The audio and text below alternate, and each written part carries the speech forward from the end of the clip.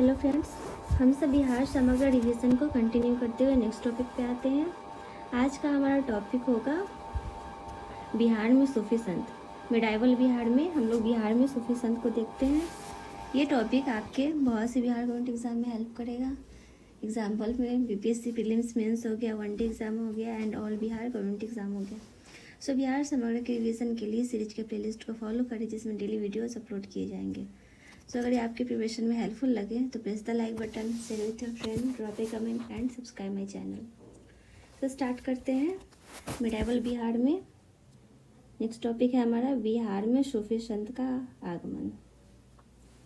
बिहार में तुर्क सत्ता की स्थापना के पूर्व, तुर्क सत्ता का जब स्थापना हुआ था उससे पहले सूफियों का प्रादुर्भाव हो चुका था। सूफी परंपरा में हिंदू धर्म और संगीत के अंश पाए जाते हैं। बिहार में सबसे पहले चिश्ती सिलसिले की सूफी आए थे। मनेर में आकर बसने वाले इमाम ताज फकीर बिहार के सर्वप्रथम महत्वपूर्ण संत थे। फर्स्ट संत कौन थे? इमाम ताज फकीर। इनके अलावा पटना के नज़दीक पीर साहबुद्दीन जगजोत, हाजीपुर के सैयद इब्राहिम चिश्ती एवं दक्षिण बिहार के शेख अली भी उल्लेखनीय हैं। ये लोग भी फेमस हैं। बिहार में चिश्ती, कादिरी, सुहारवर्ती, मदारी एवं फिरदौसी सिलसिले की संत सक्रिय रहे हैं। बिहार में सबसे अधिक लोकप्रिय फिरदौसी सिलसिले को मिली है। इसके सर्वश्रेष्ठ प्रतिनिधि संत मखदूम शरफुद्दीन याना मनेरी थे। जो यहाँ के सूफी संत थे उनका नाम क्या था? मखदूम शरफुद्दीन याना मनेरी। इनका जन्म मनेर में 1290 ईस्वी में हुआ था। मनेर से सुनार गांव, जो प्रेजेंट में भी बांग्लादेश में है, यहाँ तक का यात्रा एवं ज्ञान प्राप्त करने के बाद राजगीर एवं बिहार शरीफ में साधना की थी और धर्म प्रचार प्रसार के लिए ये यहाँ पे रहे थे, राजगीर और बिहार शरीफ में। इन्होंने दरिद्र और पीड़ित वर्गों को संतावना एवं राहत देने का कार्य किया था। धार्मिक उदारता एवं सहिष्णुता और सद्भाव का उपदेश भी दिया था। इनके उपदेशों का ज्ञान इनके पत्रों के संकलन मकतूबात सदी तथा इनकी रचना, जो इनका रचना किया हुआ था, आदाबुल मुरीदीन से मिलता है। इनका देवव्यास सन 1381 में बिहार शरीफ में हुआ था। दरियापंथी संप्रदाय के संस्थापक, जो इनका फाउंडर था दरियापंथी के, वो थे संत कवि दरिया साहेब। इनका जन्म मुसलमान दर्जी परिवार में हुआ था। ये दिनार रोहतास जिले, जो प्रेजेंट में रोहतास है, उसके निकट धरकंदा गांव में हुआ था। किसका जन्म? दरिया साहेब जी का। अब देखते हैं हमारा नेक्स्ट टॉपिक है मुगल काल में बिहार। बिहार में मुगल जो आए थे उनका आवागमन क्या हुआ, कैसे कैसे वो लोग यहाँ पे लड़ाई की, क्या क्या उनका सत्ता चला। भारत में मुगल वंश का संस्थापक थे बाबर। बाबर 21 अप्रैल 1526 ईस्वी को बाबर ने पानीपत के मैदान में दिल्ली सल्तनत के अंतिम सुल्तान इब्राहिम लोधी को बुरी तरह से हरा दिया था। पानीपत का जो पहला युद्ध हुआ था पानीपत में, वो बाबर और इब्राहिम लोधी के बीच हुआ था, जिसमें इब्राहिम लोधी हार गया और बाबर की जीत हुई थी। उसकी हत्या कर मुगल साम्राज्य की नींव रखी गई थी।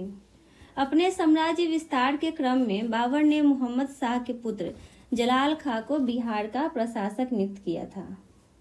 बाबर ने अपनी जीविक तुरुज के बावरी या बाबरनामा तुर्की भाषा में लिखी थी। बाबर ने अपनी जीवनी लिखी थी, तुरुज के बावरी या बाबरनामा, यह तुर्की भाषा में बाबर का ही लिखा हुआ था। 1532 ईस्वी में हुमायूं ने चुनार दुर्ग पर पहली बार आक्रमण किया।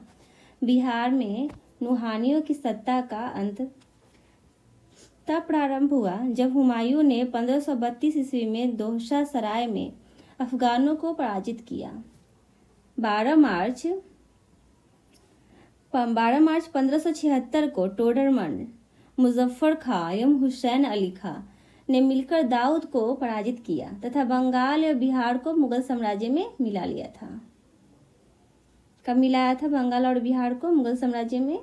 12 मार्च 1576 को।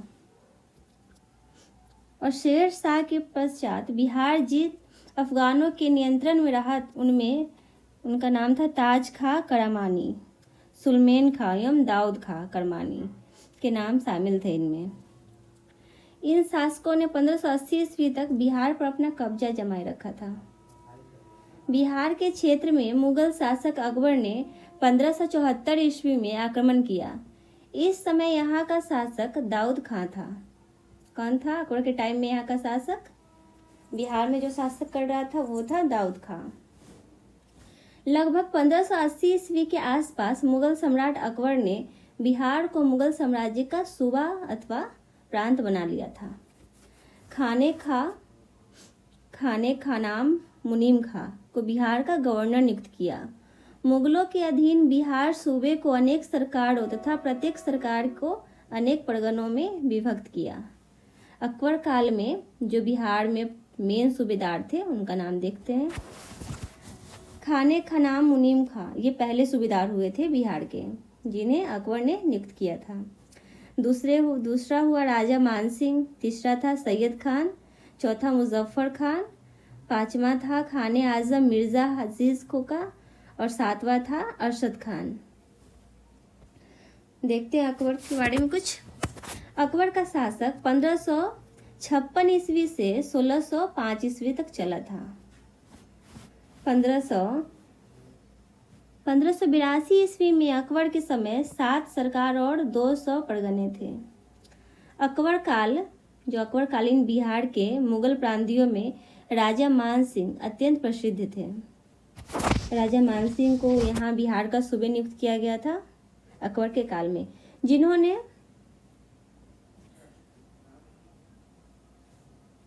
1586 से 1594 के बीच बिहार में मुगल साम्राज्य को दृढ़ता प्रदान की थी।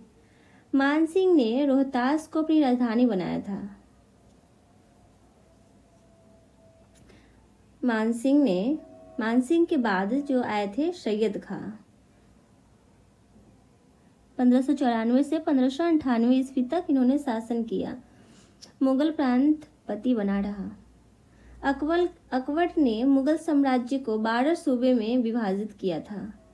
खाने आजम मिर्जा अजीज कोका को बिहार का गवर्नर नियुक्त किया था। अकबर के शासन के अंतिम वर्षों में बिहार जहांगीर, जो सलीम भी नाम था उनके विद्रोह से मुख्य रूप से प्रभावित हुआ था। इस समय अरशद खां को बिहार के गवर्नर के पद से हटाकर आसफ खान को इस पद पर नियुक्त किया था। किसने? अकबर के बेटा जहांगीर ने। जहांगीर के बारे में देखते हैं कुछ। जहांगीर का शासक 1605 से 1627 ईस्वी तक चला था। मुगल शासक बनने के बाद जहांगीर ने लाल बेग उर्फ बाज बहादुर को बिहार का सूबेदार नियुक्त किया था। बाज बहादुर ने खड़गपुर के राजा संग्राम सिंह के विद्रोह को सफलतापूर्वक दबाया था तथा दरभंगा में एक मस्जिद एवं एक नूर सराय नामक सराय का निर्माण भी करवाया था। यह सराय मेहरुनिसा नूरजहां के बंगाल से दिल्ली जाने के क्रम में यहाँ उसके रुकने के निर्माण में किया गया था। क्यों किया गया था? कारण बताया गया है। नूरजहां जो थी जहांगीर की बेगम, वो जो बंगाल से दिल्ली जा रही थी, वहाँ बीच में रुकने के क्रम में निर्माण कराया गया था सराय का। बाज बहादुर को जहांगीर ने कुली खां की उपाधि दी थी। 1607 ईस्वी में बंगाल का गवर्नर किसको बनाया गया था? कुली खां को। इसके पश्चात इस्लाम खां बिहार का सूबेदार बना दिया गया था। अबुल फजल का पुत्र अब्दुर्रहमान या अफजाल खान 1608 ईस्वी में बिहार का सूबेदार बना था, जिसने कुतुब नामक एक फकीर के विद्रोह को सफलतापूर्वक दबाया था। अफजाल खान ने 1613 ईस्वी में मृत्यु हो गई। अफजाल खां की मृत्यु हो गई थी। नूरजहां के भाई इब्राहिम खां काकड़ को 1615 ईस्वी में बिहार का सूबेदार नियुक्त किया गया था। इब्राहिम खां काकड़ द्वारा पटना के समीप मनेर में 1616 ईस्वी में निर्मित मुखदुम शाह दौलत का मकबरा बिहार में मुगल संस्थापक का सर्वोत्कृष्ट उदाहरण है। बिहार में जो ये मुगल टाइम का सबसे ज़्यादा मानने जाने वाला ये मुखदुम शाह दौलत जो मकबरा है मुगल का, वहाँ पे है। इसमें अकबर कालीन समस्ती मुगल शैली के लक्ष्य स्पष्ट झलकते हैं। जहांगीर कालीन बिहार का सूबेदार, मतलब जहांगीर के काल में बिहार में कौन कौन से सूबेदार नियुक्त हुए थे, देखते हैं। ईयर दिया गया है 1605 और नाम है बाज बहादुर। 1605 में बाज बहादुर को नियुक्त किया गया था सूबेदार। 1607 ईस्वी में इस्लाम खां को सूबेदार नियुक्त किया गया था। 1608 ईस्वी में अफजल खां को सूबेदार नियुक्त किया गया था। 1613 ईस्वी में जफर खां को सूबेदार नियुक्त किया गया था और 1615 ईस्वी में इब्राहिम खां काकड़ जो नूरजहां का भाई था उसको सूबेदार नियुक्त किया गया था और 1617 ईस्वी में कुली खां द्वितीय को सूबेदार नियुक्त किया गया था। 1618 में मुकबर खां सूबेदार नियुक्त किया गया। 1621 में शहजादा परवेज को सूबेदार नियुक्त किया गया था और 1622 में खानदोर नाय जो जिनका नाम था बैडम बेग उनको सूबेदार नियुक्त किया गया था। 1626 में मिर्जा रुस्तम सफावी को सूबेदार नियुक्त किया गया था। ये सारे सूबेदार बिहार के हैं, ध्यान रखेंगे।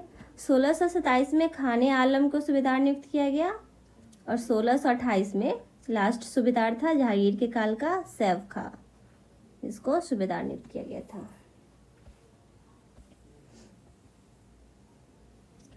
दो अस्फा एवं सिंह अस्फा प्रथा जहांगीर ने शुरू की थी। ये दो अस्फा और सिंह अस्फा जो प्रथा था जहांगीर के द्वारा शुरू किया गया था। जहांगीर के समय में 1621 ईस्वी में शहजादा परवेज बिहार का सूबेदार बनना था। जो बिहार का सूबेदार बनने वाला पहला राजकुमार था, ये पहला राजकुमार था। कौन था? शहजादा परवेज। इसके बाद यह पद केवल राजकुमारों को ही दिया जाने लगा था। शहजादा परवेज के बाद सिर्फ राजकुमार ही इस सत्ते पर शोबे पर बैठता था। शाहजहां जो शाहजादा खुर्रम ने बादशाह जहांगीर के खिलाफ विद्रोह करके पटना, रोहतास इत्यादि क्षेत्र शहजादा परवेज से 1622 से 1624 के दौरान छीन लिया। खाने दुर्गम जिसका नाम था बैडम बेग उसको बिहार का सूबेदार नियुक्त किया। किसने नियुक्त किया था? शाहजहां। उसका मतलब दूसरा नाम है शहजादा खुर्रम। जहांगीर के शासनकाल में बिहार का अंतिम सूबेदार मिर्जा रुस्तम सफावी जो 1626 से 1627 ईस्वी तक रहा था। इसके पश्चात क्रमशः खाने आलम और मिर्जा शफी सैफ खान बिहार में सूबेदार नियुक्त हुए थे। सैफ खान ने 1628 से 1629 में पटना के मदरसे का निर्माण करवाया था जिसे वर्तमान में सैफ खां का मदरसा कहा जाता है। देखते हैं शाहजहां के बारे में। शाहजहां का शासक 1628 ईस्वी से 1658 ईस्वी तक चला था। मुगल शासक शाहजहां ने अपने शासक काल में अब्दुल्ला खां बहादुर फिरोज जंग को 1632 ईस्वी में बिहार का सूबेदार बनाया था। फिरोज जंग भोजपुर के उज्जैनिया शासक राजा प्रताप के विद्रोह को दबाया था तथा इसके राज्य को मुगल साम्राज्य के अधीन किया था। अब्दुल्ला खां के बाद शाहजहां ने मुमताज महल के भाई इसात खां को 1639 से 1643 ईस्वी तक सूबेदार नियुक्त किया था। इसके पश्चात आजम खां, जफर खां, जुल्फिकार खां इसको 1656 से 1657 ईस्वी तक बिहार का सूबेदार बनाया था। शाहजादा दारा के कहने पर शाहजहां ने 1657 ईस्वी में अलवर्दी खां को बिहार का सूबेदार बनाया था, जो शाहजहां की बीमारी के समय शाहजादा शुजा का साथ देने लगा था। शाहजादा सुलेमान सिकरो या मिर्जा राजा जय सिंह के नेतृत्व में शाही सेना ने शाहजादा शुजा को पराजित किया, लेकिन सामोरगढ़ में युद्ध में औरंगजेब ने शाहजादा दारा को पराजित करके शाहजादा शुजा को बिहार सौंप दिया था। इतिहासकार डॉक्टर एल.एन. श्रीवास्तव ने अपनी पुस्तक में मुगलकालीन भारत में शाहजहां के शासनकाल को मुगल का स्वर्ण युग माना है, गोल्डन एज माना जाता है मुगल काल को। देखते हैं शाहजहां के बेटे औरंगजेब के बारे में। औरंगजेब का शासक 1698 ईस्वी से 1707 ईस्वी तक चला था। इसको बहुत ज्यादा क्रूर शासक माना जाता है इतिहास में। देखते इसके बारे में। मुगल बादशाह औरंगजेब ने दाऊद खां कुरैशी 1659 से 1664 ईस्वी तक बिहार को सूबेदार नियुक्त किया था। औरंगजेब के समय गया जिले में दाऊदनगर, वर्तमान में औरंगजेब जो प्रेजेंट में अभी औरंगाबाद जिला है, नामक शहर बसाया था। दाऊदनगर शहर बसाया था, जिसको प्रेजेंट में औरंगाबाद बोलते हैं। तथा पटना के दाऊदल, जिसको कोर्ट ऑफ जस्टिस का निर्माण हुआ था। दाऊदल को क्या बोलते हैं? Court of justice. Daud Khan के बाद 1665 ईस्वी में लश्कर खां बिहार का सूबेदार बना था। इसी समय बिहार में फ्रांसीसी यात्री बर्नियर आया था, जिसने पटना को भारत के सबसे बड़े शहरों में से एक माना था। जो बर्नियर था, फ्रांसीसी यात्री, इसने पटना को, जो हमारा बिहार है, उसे इंडिया का सबसे बड़ा शहर माना था। इसी दौरान बिहार में भयंकर अकाल पड़ा। औरंगजेब के टाइम बिहार में भयंकर अकाल पड़ा था, जिसका उल्लेख ब्रिटिश यात्री जॉन मार्शल एवं डच यात्री डी ग्रॉफी ने किया है। औरंगजेब के तीसरे पुत्र शहजादा आजम को 1677 ईस्वी में कुछ समय के लिए बिहार की सूबेदारी मिली थी। उसके बाद मिर्जा फकीरुल्लाह उर्फ सैफ खां बिहार का सूबेदार बनाया गया था, जिसके शासन काल में पटना स्थित अंग्रेज फैक्ट्री लूटी गई थी। किसके शासक काल में लूटा गया था पटना का अंग्रेज फैक्ट्री? वो था फकीरुल्लाह उर्फ सैफ खां के शासन के टाइम। औरंगजेब ने 1702 ईस्वी में अपने प्रिय पुत्र शहजादा अजीम को बिहार का सूबेदार नियुक्त किया था। अजीम ने पटना का पुनर्निर्माण कराया। इसका नया नाम अजीमाबाद रखा था। पटना का फिर से निर्माण कराया था, उसका नाम क्या रखा था? अजीमाबाद।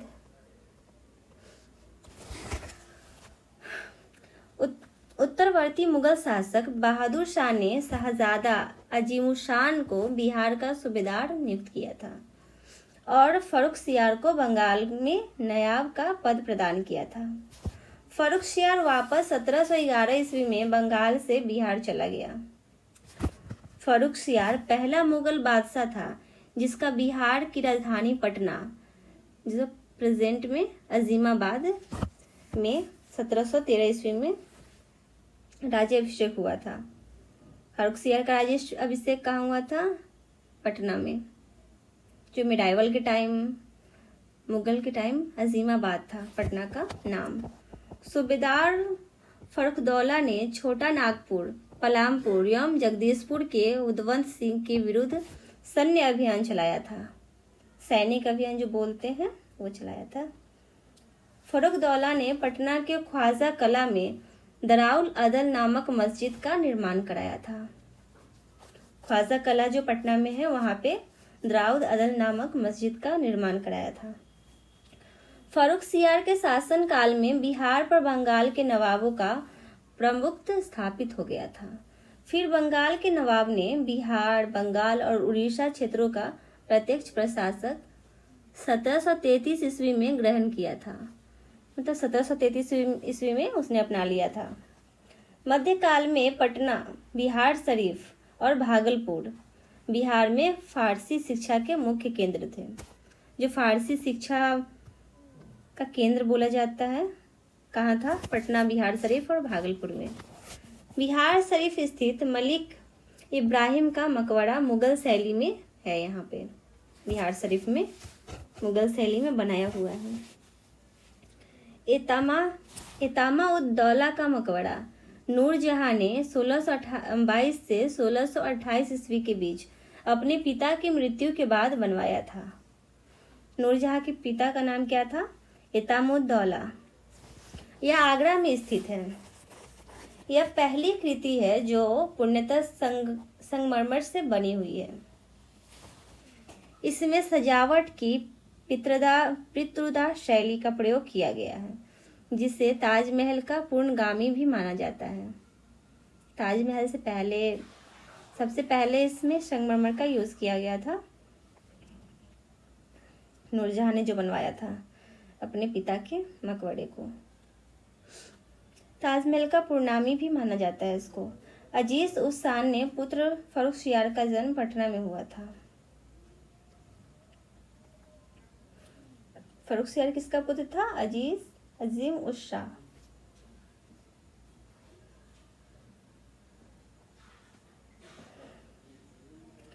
नेक्स्ट टॉपिक देखते हैं। बिहार में सिख धर्म। सिख धर्म का संबंध बिहार में बहुत पुराना रहा है। गुरु नानक द्वारा गया, राजगीर, पटना, मुंगेर, भागलपुरियम, कहलगांव आदि की यात्रा करते हुए राजमहल जाने की चर्चा अनेक विद्वानों ने की है।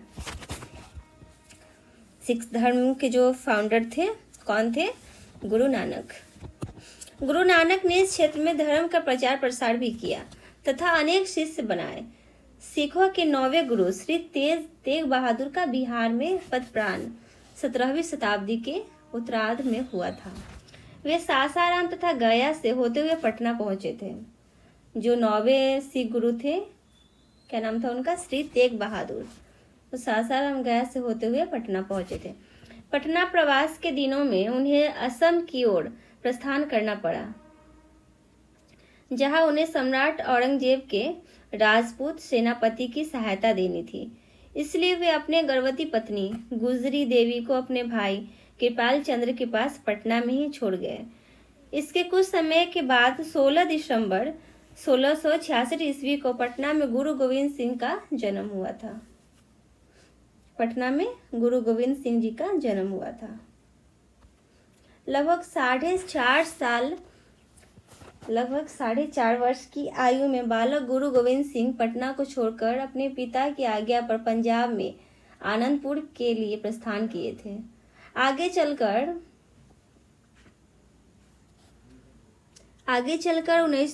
29 मार्च 1676 को वैशाखी के दिन सिखों के 10वें गुरु गोविंद सिंह बने थे। वैशाखी के दिन बने थे 10वें गुरु हमारे गुरु गोविंद सिंह जी। गुरु पद ग्रहण करने के बाद उन्होंने अपने पसंद धार्मिक प्रतिनिधि बिहार भेजे थे। आगे चलकर इन्होंने मर्शद व्यवस्था को समाप्त कर दिया था। 1699 में गुरु गोविंद सिंह ने वैशाखी के दिन खालसा पंथ की स्थापना की थी। गुरु गोविंद सिंह जी ने खालसा पंथ की स्थापना की थी। अपने जीवन काल में गुरु गोविंद सिंह ने 3 शादियां की। 1708 ईस्वी में गुरु की मृत्यु के बाद उनकी पत्नी माता साहिब देवी के प्रति भी बिहारी सिखों ने काफी सम्मान भाव रखा। गुरु गोविंद सिंह का जन्म स्थान पटना साहिब सिखों की